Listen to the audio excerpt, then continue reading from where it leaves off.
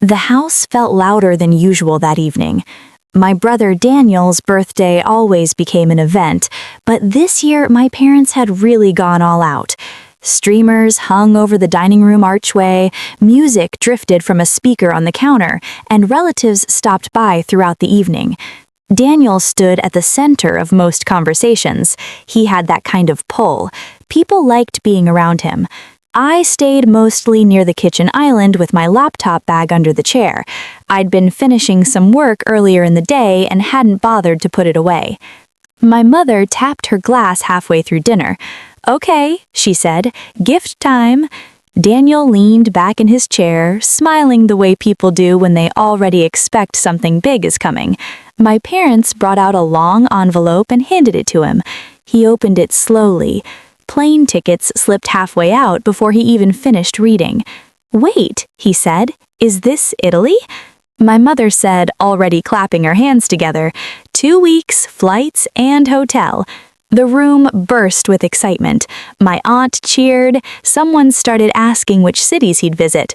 My father patted Daniel on the back. "You've always made us proud," he said. Daniel stood up to hug them both. I watched the entire moment with the same small smile I'd used at family events for years. It was genuine enough. Daniel had always been the one everyone believed in. Eventually, my mother turned toward me. "Oh," she said suddenly, "and we got something for you, too." She reached into a small bag beside the counter and handed me a thin envelope. Inside was a $25 gift card to a local coffee shop. For a moment, I thought there might be a second envelope that hadn't made it into the bag. There wasn't. My mother gave a warm little nod. "You've always been good at appreciating the little things." A few people smiled politely around the table. I slid the card back into the envelope. "Thanks," I said. Daniel was already telling someone about Rome. The night carried on the way these gatherings usually did. Loud, overlapping conversations, plates moving in and out of the kitchen, someone opening another bottle of wine. At some point, my father mentioned how fortunate they were that the house had remained financially stable over the last couple of years. He didn't look at me when he said it. I didn't think he realized how often that stability had come from the quiet transfers I'd been making every month.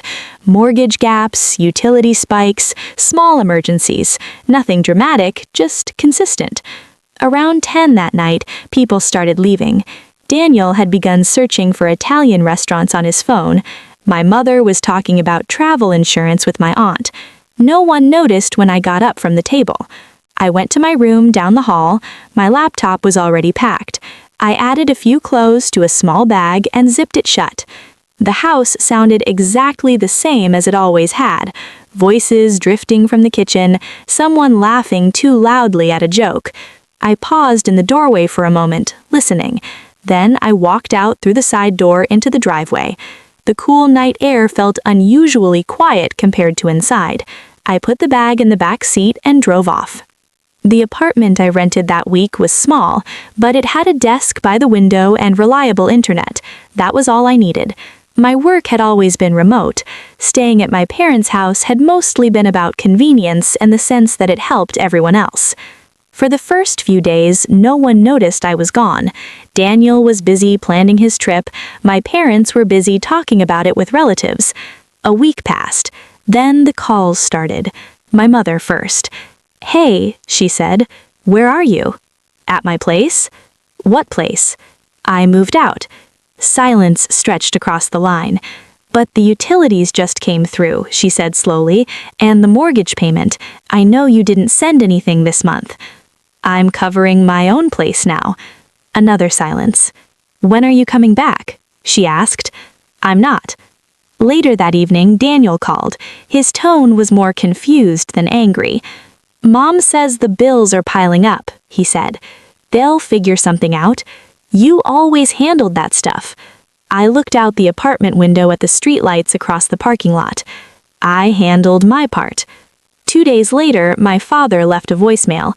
The bank had contacted them about the mortgage schedule. Apparently, the automatic transfers they were used to seeing had stopped. They needed to speak with a representative about restructuring the payments. The situation had shifted beyond the family into something official. I listened to the message once and set the phone down.